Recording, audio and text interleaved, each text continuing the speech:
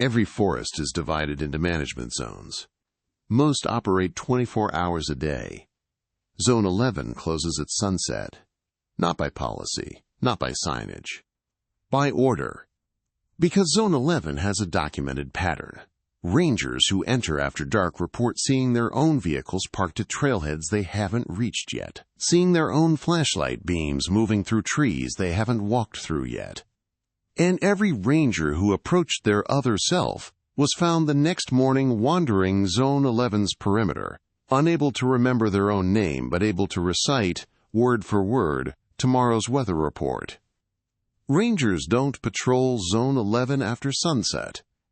They don't respond to emergency calls from Zone 11 after dark. They don't investigate reports of vehicles left overnight in Zone 11 parking areas.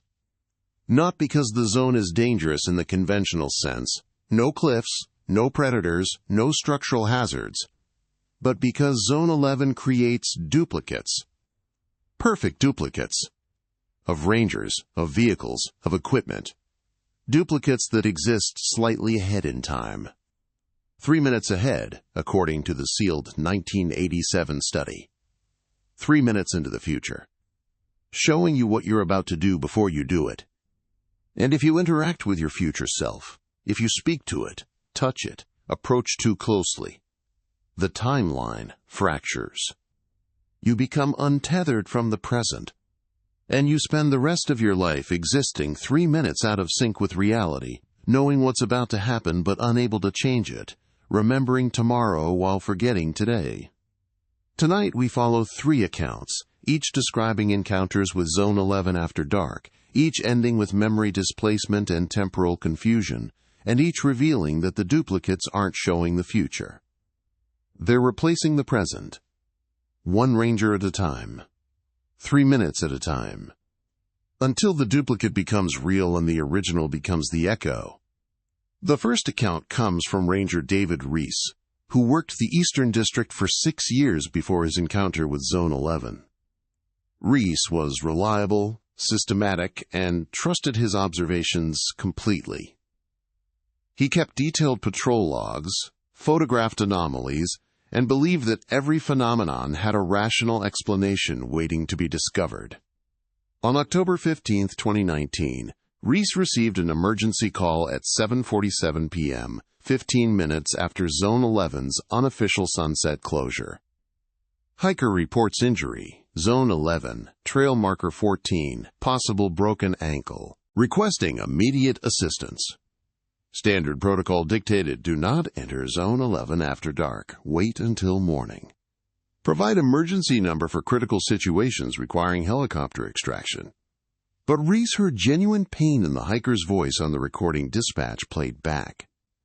A young woman, early 20s, crying, saying she couldn't walk, couldn't reach her vehicle, didn't have overnight gear.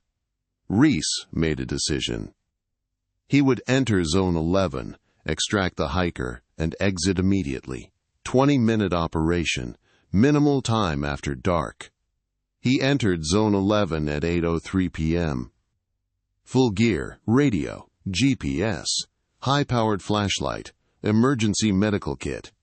The forest was quiet, not the normal quiet of evening, but an absolute silence. No insects, no wind, no small animals moving through undergrowth. Just silence. And his footsteps, unnaturally loud on the trail. At 8:09 p.m., Reese saw his vehicle. He stopped walking. His chest tightened. That first recognition that something fundamental had broken from normal to impossible. His Forest Service truck was parked at Trail 14's small parking area, 50 yards ahead. But his truck was behind him, at the Zone 11 main entrance, where he'd left it 6 minutes ago.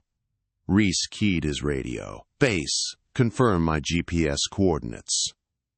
You're showing at Trail 14 parking area. That's where I'm heading. I'm not there yet, but I can see my vehicle parked there. Repeat that? My truck. It's at Trail 14, but I'm still on the approach trail. My truck should be at the main entrance. A pause. Then his supervisor's voice, tight and careful. "Ranger Reese, describe your vehicle's position. Exact details." Reese focused his flashlight on the distant truck. "Parked at the east end of the lot, backed in, driver's door facing the trailhead, interior light on." "Is anyone in the vehicle?" Reese stared at the truck. Through the windshield, dimly visible in the interior light, a figure in the driver's seat, wearing a ranger uniform. Wearing his ranger uniform. "Someone's in my truck," Reese whispered, "in my seat, wearing Forest Service gear. Ranger Reese, exit Zone 11 immediately. Do not approach the vehicle. That's a direct order." But Reese was already walking toward it. Not by choice, not consciously, but pulled by the overwhelming need to understand, to confirm, to see clearly what was sitting in his truck. He crossed the 50 yards in what felt like seconds. Reached his vehicle. The figure in the driver's seat turned to look at him. Reese's face, exact features, same uniform, same expression of confusion and growing horror. The duplicate, his future self, 3 minutes ahead, opened the door and stepped out. They stood 2 feet apart, exact mirrors, exact heights. Exact uniforms down to the dirt on the boots, the scratches on the flashlight casing. The duplicate spoke. "Don't go to Trail 14. Reese's voice, Reese's cadence, Reese's tone. "There's no hiker. It's a false call. Turn back now." Reese tried to speak. His throat had closed. His hands were shaking violently, not from cold in the mild October air, but from standing face to face with himself, with a version of himself that had already lived the next 3 minutes. "I'm you," the duplicate continued. 3 minutes from now. I found out there's no hiker. I'm warning you so you don't waste time. Turn back." Reese's radio crackled. "Ranger Reese, respond. Confirm you're exiting Zone 11. He raised the radio. Spoke with a voice that didn't feel like his own. "Confirming exit. En route to main entrance." But he didn't move. The duplicate watched him, then slowly shook his head. "You're not going to leave, are you?" "I didn't leave either. That's why I'm here. Warning you. But you won't listen." "I didn't listen." "Who are you?" Reese managed to whisper. "I'm you. 3 minutes ahead. And 3 minutes before me, another me tried to warn me.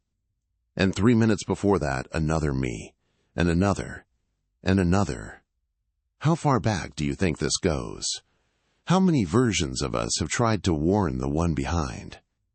Reese felt his vision tunnel, his peripheral sight going gray, his body trying to protect itself by shutting down, by refusing to process what stood in front of him. The duplicate reached out and touched Reese's shoulder. Solid, real, warm through the uniform fabric. The moment contact was made, Reese's memory shattered. Not disappeared, shattered, fragmented into pieces that didn't align chronologically, that showed him moments out of sequence, that filled his head with things he hadn't done yet but somehow remembered doing. He remembered walking to Trail 14, finding no hiker, returning to his truck, seeing himself approaching, speaking the warning, touching his own shoulder.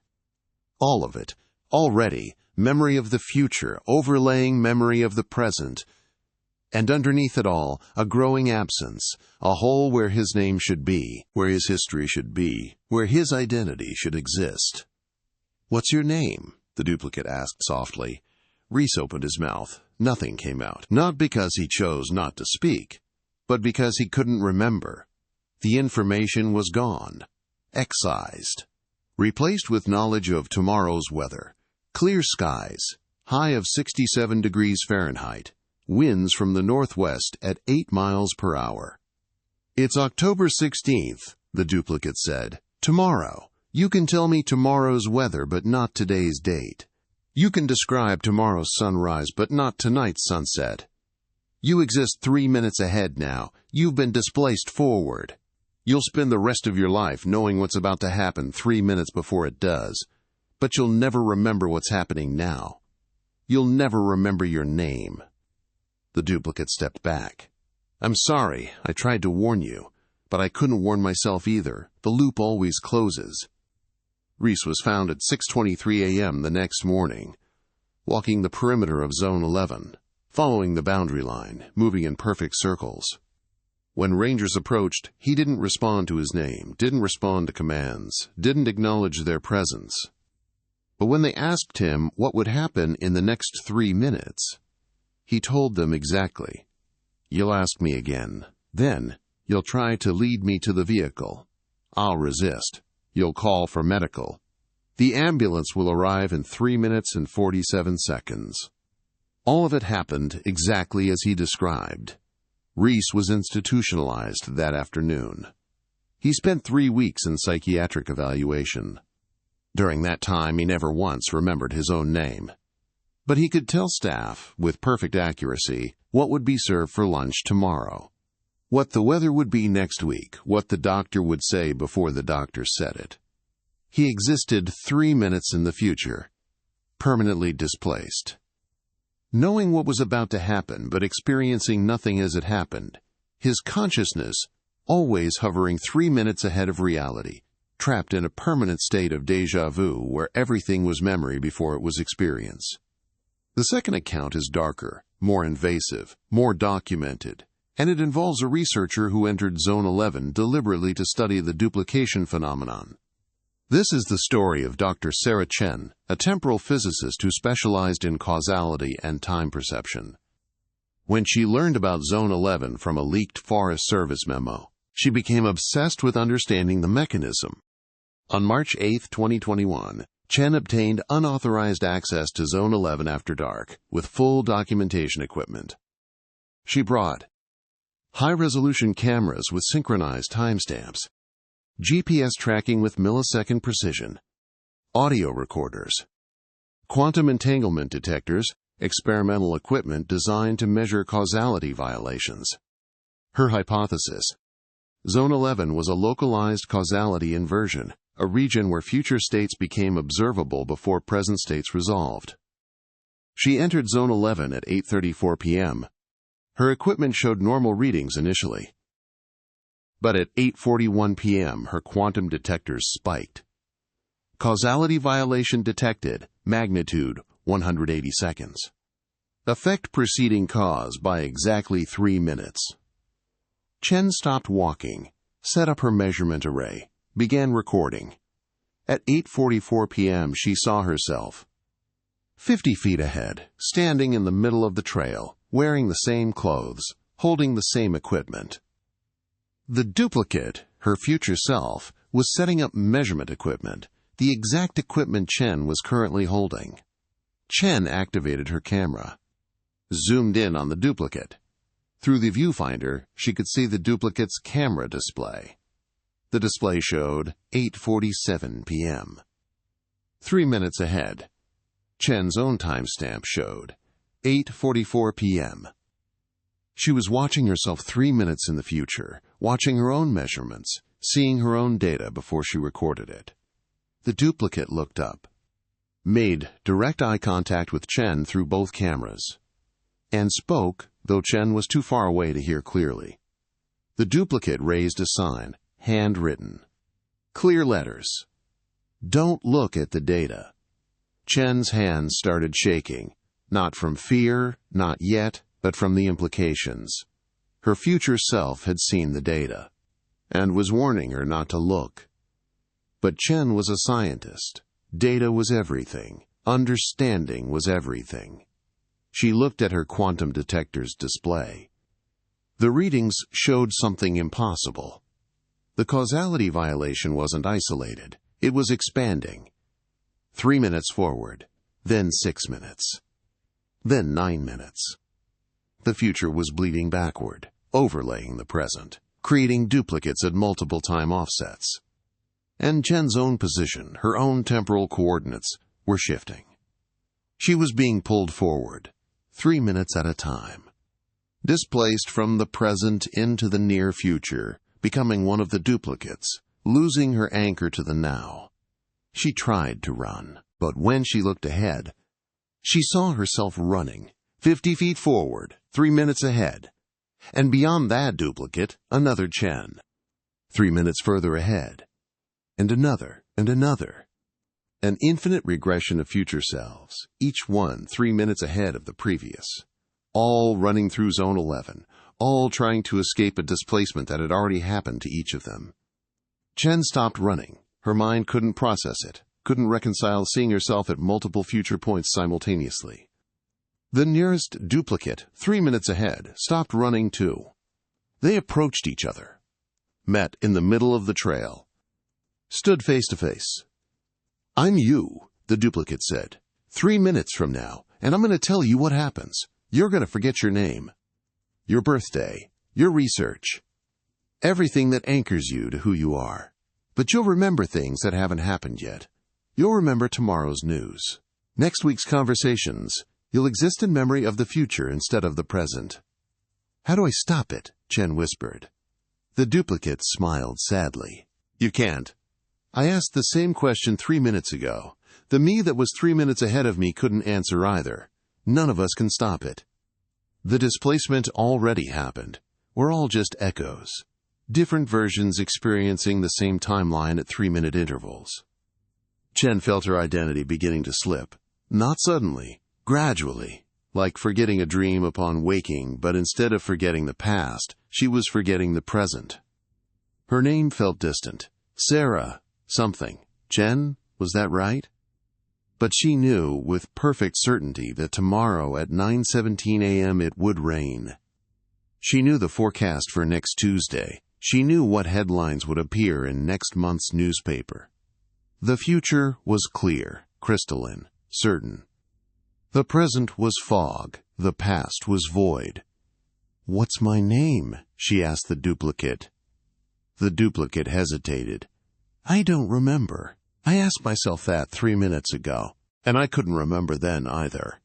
I think it started with S. Or maybe C. I remember my dissertation was about temporal causality. I remember proving something important, but I don't remember proving it. I only remember having already proved it." Chen looked at her equipment, the data display. Even the recorded data was shifting, timestamps changing, 8:44 p.m. becoming 8:47 p.m. becoming 8:50 p.m.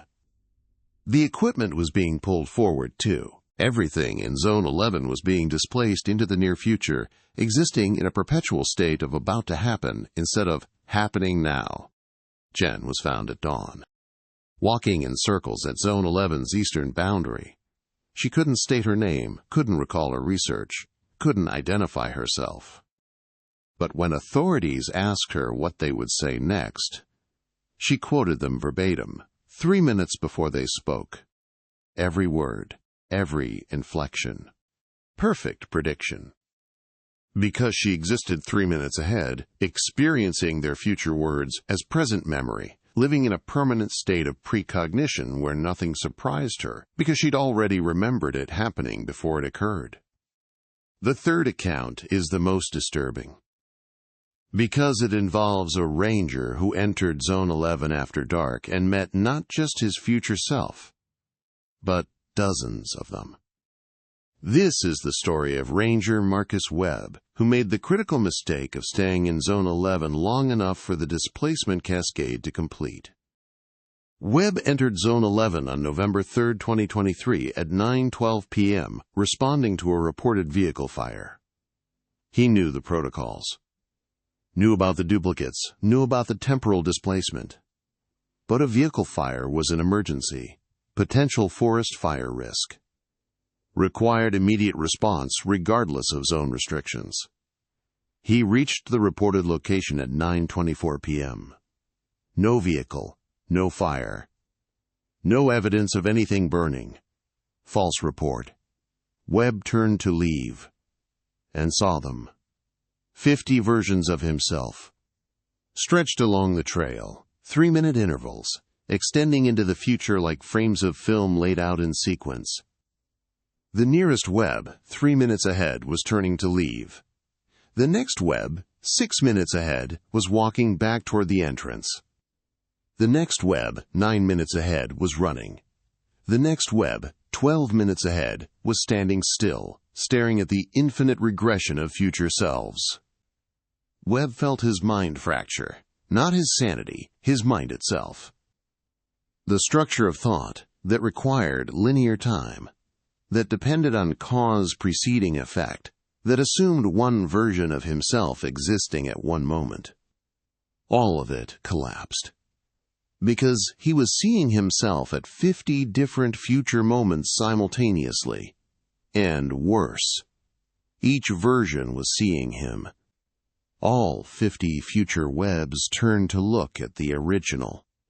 And they spoke in perfect unison, their voices overlapping in a chorus of temporal displacement. "You can't leave. We tried. Every version of us tried." But Zone 11 doesn't let you leave once you see too many. You become the duplicate. You become all the duplicates. You exist at every 3-minute interval simultaneously. You are the cascade now. Webb felt it happening. His consciousness fragmenting, splitting, existing in 50 moments at once. He was here at 9:24 p.m. He was 3 minutes ahead at 9:27 p.m. He was 6 minutes ahead at 9:30 p.m. He was everywhere his future selves stood, experiencing all 50 moments as one continuous, overlapping, impossible present. Time stopped being linear. It became simultaneous. He wasn't experiencing moments in sequence. He was experiencing them all at once. His awareness spread across 53-minute intervals, existing as a cascade of selves, each one aware of the others, all sharing one fragmenting consciousness. Webb was never found. Search teams entered Zone 11 the next morning.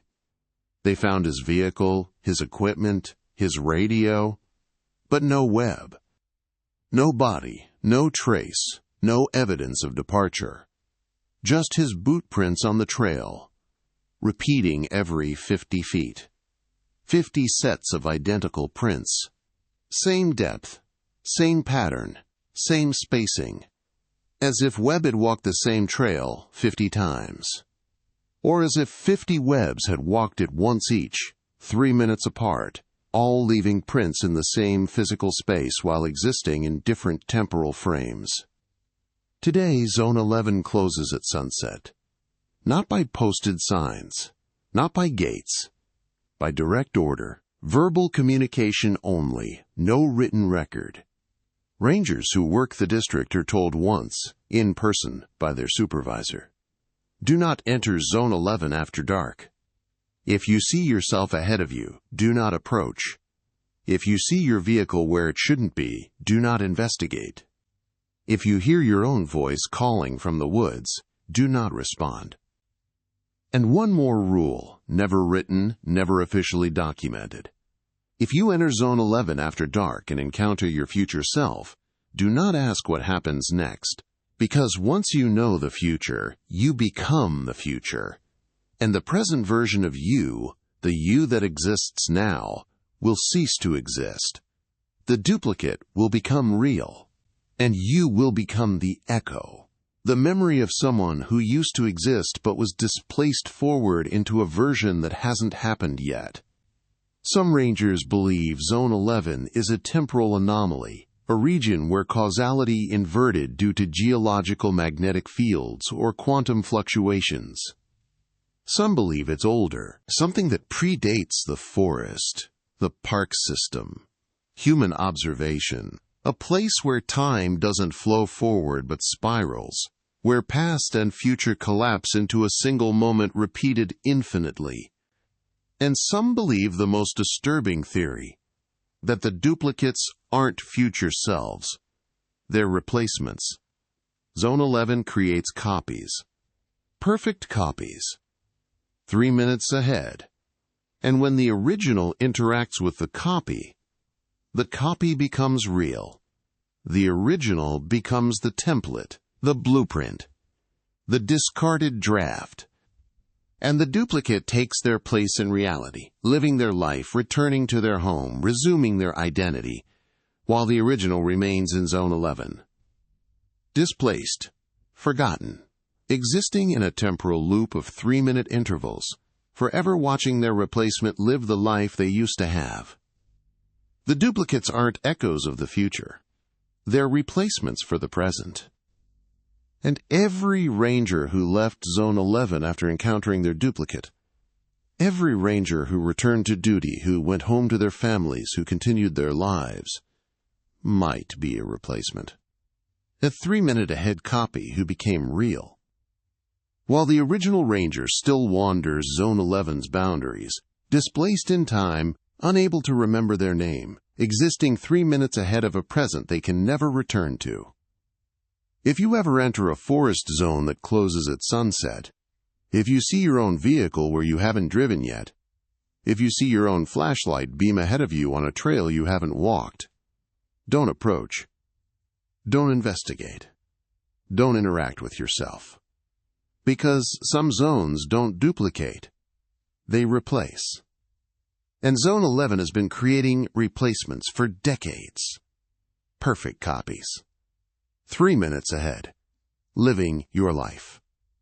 While you exist in displaced time. Forever 3 minutes late. Forever the echo. Forever watching yourself live the present you can never reach.